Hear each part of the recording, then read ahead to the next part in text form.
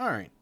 Well, be sure to set your timer this time. Yes, I have actually started it this time. That's okay. There'll be a bit of a long episode. People appreciate that, considering I half-ass everything else.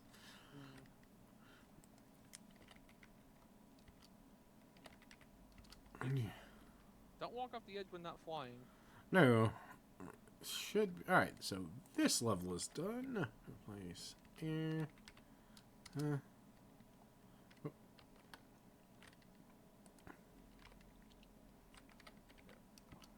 Well, actually, yes. Alright, so I'll have to set that there. I'm going to try that again. There we go. Alright. We're approaching the ground at terminal velocity. Or at a velocity of some sort. I don't know. Well, I think there is only one falling velocity in Minecraft. Yeah.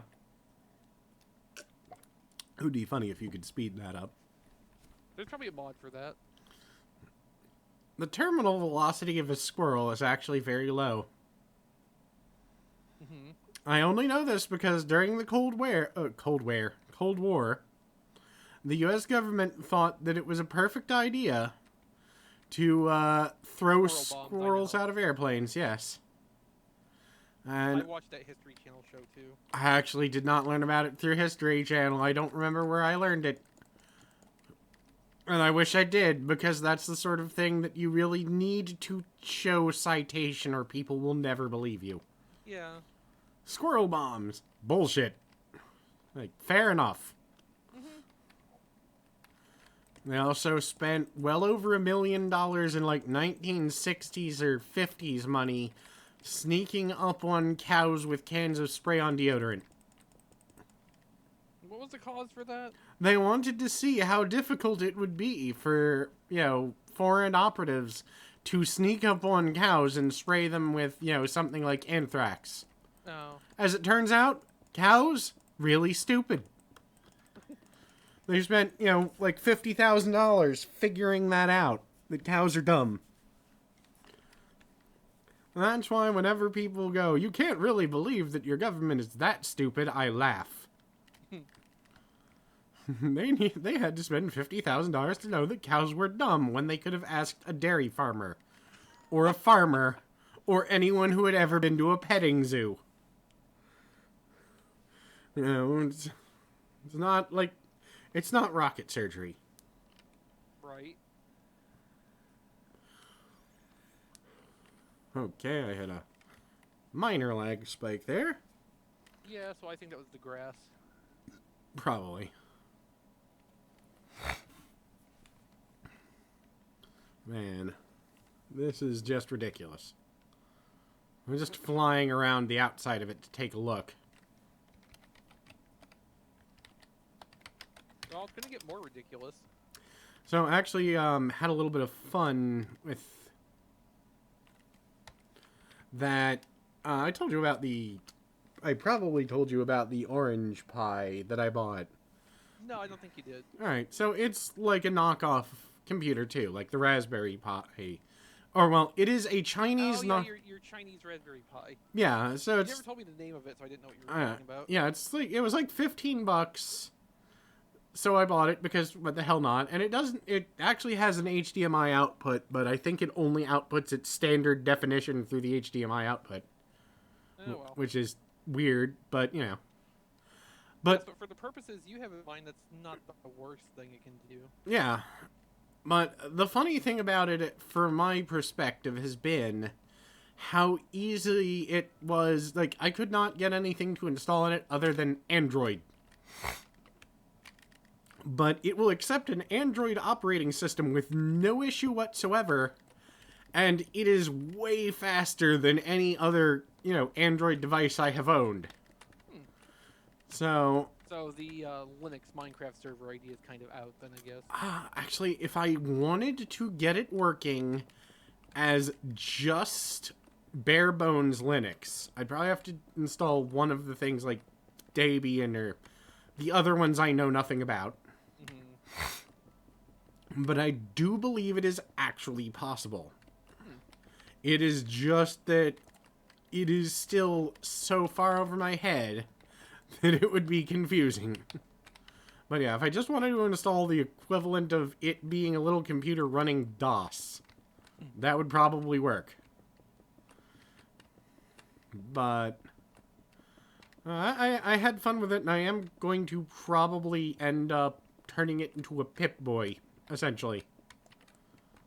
I want to turn it into a wearable computer, because I know that we have cell phones and tablets and all of these, you know, neat technologies, but goddammit, I have been promised wearable computers since the 1950s. Obviously, you've never seen that thing on the infomercials that lets you strap a phone to your head. Oh, I've seen that, and it's, you know, the dork helmet is fine. It's not even a helmet, it's just a plastic strap. Yeah, well, it's still a dork helmet. But I would... It's not a helmet, there's no protective value. You get more protection from the phone sitting on your head if somebody, you know, taking a swing at you. That's true, actually. But, I want to build myself a fully functional Pip-Boy. The only problem is, of course, I've got to, that's way over my head. I've been having a lot of fun ordering random weird shit from a Chinese website, though. Like, you can find some weird shit there that I never expected to find. 3, 4, 5, 6, 7. Like, very, very nice, as it turns out, bootlegs of English versions of, Earthbound 1, or 0, 1, and 2, or Mother 1, 2, and 3, as they were known in, you know, Japan, not China. Because those are, you know, some of my all-time favorite games, and I regrettably had to sell off my original copy of them, or my original copy of Earthbound for the SNES when I needed a new monitor desperately. Because it turned out it was worth like $100 to $150 in the condition I had. Yeah. So, as strange as it sounds, I bought a bootleg. The problem is that the coding in the game is so badly done that it is impossible to translate it properly. Because, you know, well, you probably would know, in a lot of video games, they have an audio, or well, not an audio, like text document where all of the game's text would be located, and then there would be reference numbers in the game whenever you needed to get to a specific dialogue track, and blah blah blah.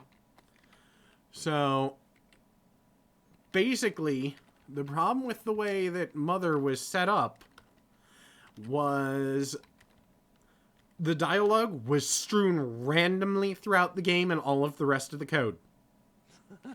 So you would be seeing like reference IDs for items or, you know, event flags, and then just a load of dialogue in the middle of all of that. So in order to translate the game, you literally have to go through the entire game code. Wow, that's amazing. I lined up these edges just by, like, sight. Boss.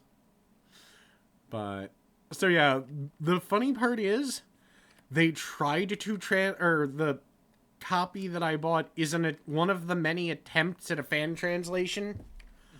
And the dialogue in it is so broken that it goes from unintelligible English to unintelligible Japanese to just random symbols constantly, like a yo-yo. And I have been... It feels like it has to be some kind of encoding problem. Well, yeah, because the problem is the second people started trying to insert English text,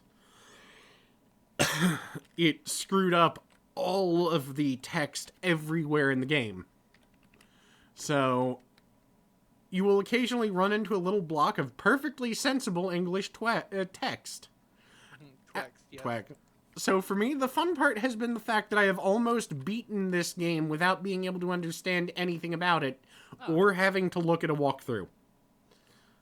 You know, like, that has been what my, you know, great joy was. Because I'm like, I want to see how big of a fan I actually was of this game, or at least how obsessed I was with it. I don't know, for $5, it has provided me more than $5 worth of entertainment.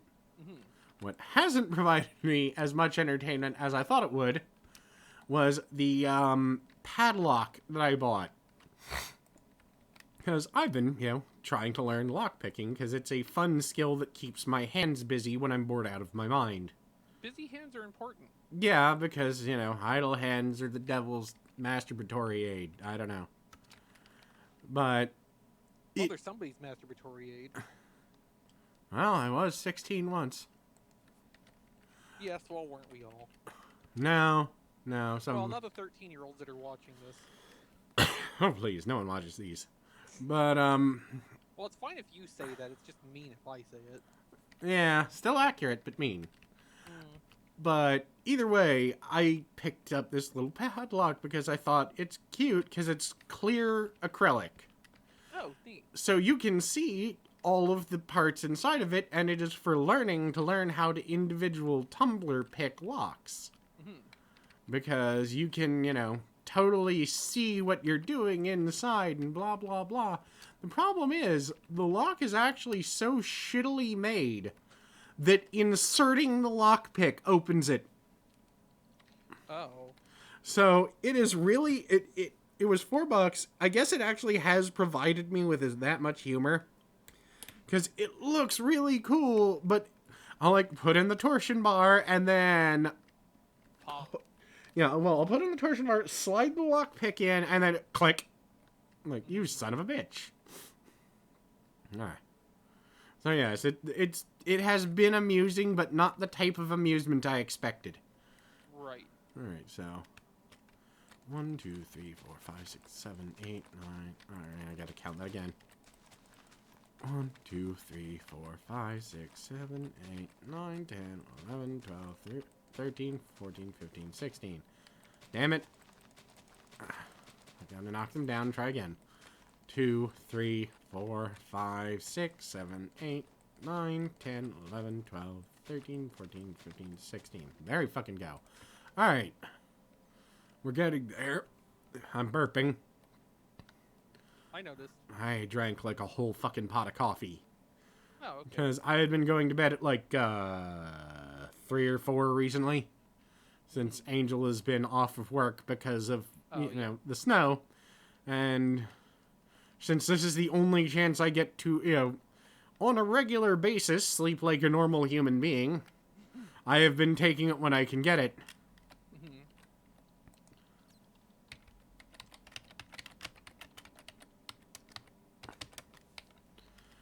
That's one of those things that they don't ever actually explain to you until, years upon years. I hope that I did that right. We'll find out if this doesn't load or lags or something. This villager down here is a refugee from one of the surrounding settlements we destroyed. Alright, well, I'm not getting any lag and I'm loading chunks, so I don't think I managed to do that replace command correctly. Hard to say, isn't it? Yeah, well, this thing is so big. Oh, wow, that didn't actually affect anything, and that's kind of funny.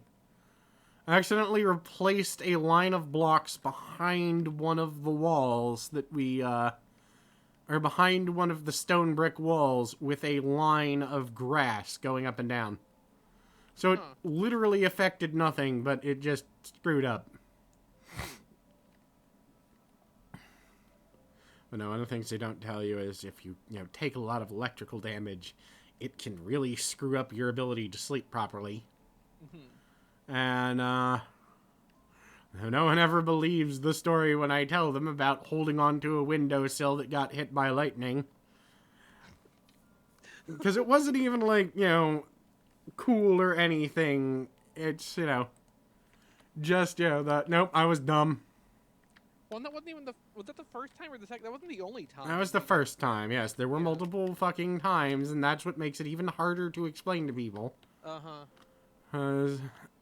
was no, the second time was, kind of indirect as well. 4, 5, 6, 7, 8, 9, 10, 11, 12, 13, 14, 15, 16. So it just was, yes, it completely fucks up your sleeping schedule forever. Or it can, it doesn't always, but, And people are like, God, it's bullshit. Like, whatever you say, Spart. It's not even a real insomnia either. It just... One of the things that normalizes it is just touching someone. Mhm. Alright, well, that's a goat.